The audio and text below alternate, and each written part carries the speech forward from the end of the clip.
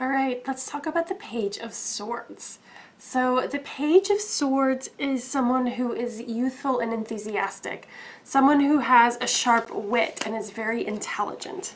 So the Suit of Swords is all about mental agility, it's about thought, it's about ideas, perceptions, maybe things like research and communication.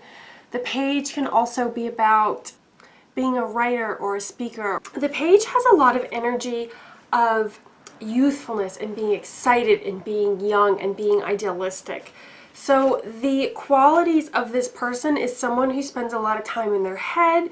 They're someone who likes to think things through. They like to research them. Maybe they like to interview other people. They like to get all sides of the story.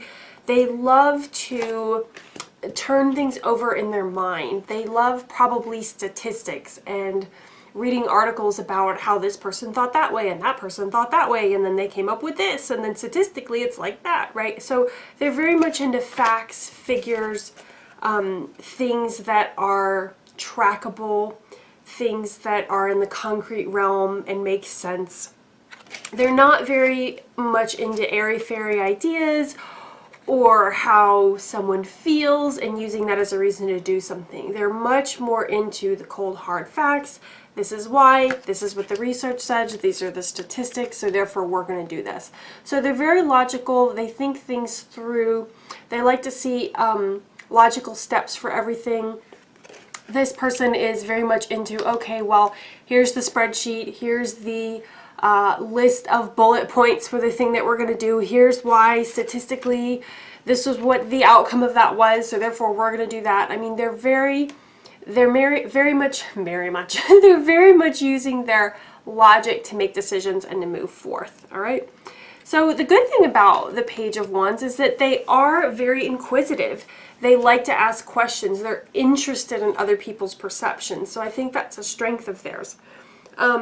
However, one of the things that perhaps maybe won't be a strength is that they don't have a lot of experience. So the page is going to be a character that is younger, right? They're not the king, they're not the queen, they're not the knight. They don't have a lot of experience. They're very idealistic, they're in their head, and it's more like theory-based instead of experience-based. And that's the big difference between the page and the other court cards. So there's someone that might come with fresh eyes and a new way of seeing something, but they may only have that perception because of everything that they've read in books, and they don't actually have a lot of experience about that thing.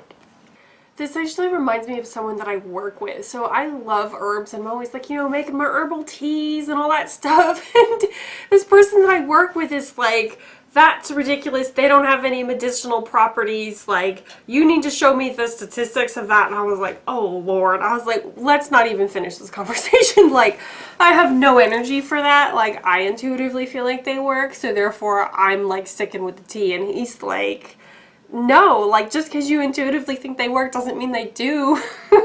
So as you can imagine, we have very fun conversations. But anyway, he is definitely more of a swords energy. He's so logical. It's like, I'm like, wow, I didn't know someone could be as logical as you are.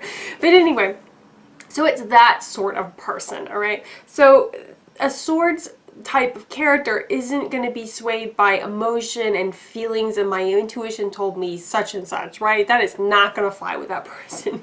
So just keep that in mind when like a sword card comes up for you, especially when it comes to the court cards. Okay, so the reversed Page of Swords is somebody that maybe does a lot of talking but actually doesn't do anything about what he talks about, right? So they might have stories about this and that and the other thing and say how he's going to do such and such, but he never does such and such. So this person is all talk and no action, right? The other thing this could be is someone who like twists the words of things, or they're very maybe cunning with their words and they can shift things and make them sound different than they are by like taking them out of context or presenting another perspective that someone else didn't really say, but kind of playing it off as they said it like that. So they could turn things around.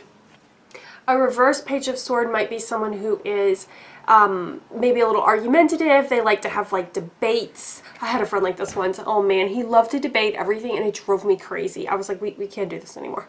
Right? Because I was like, I don't want to debate all the reasons and issues for such and such, but he loved it, right? So maybe the reverse page of swords represents that person that is like so enthralled by having a logical debate for 3 hours about something random that they get excited about it. And some people are like that. It's fine.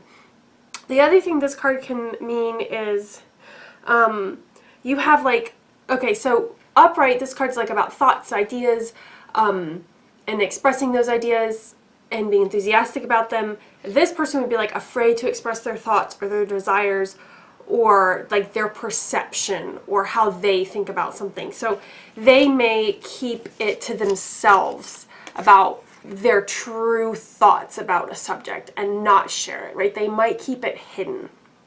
Another thing this card can mean reversed is the person like has like a defined opinion about something, but they haven't really thought it through, or they have like nothing to back it up, right? So like they think this thing and they have this opinion, but when you go like a little bit deeper, they can't tell you why they think that. They can't tell you what their reasons are. Whereas upright, this person could probably give you all the facts and the reasons and the articles and like, well, it's because of this, this, and this. Reverse, this person, like, they have nothing to back up their opinion. There's just blank underneath. There's no sustenance.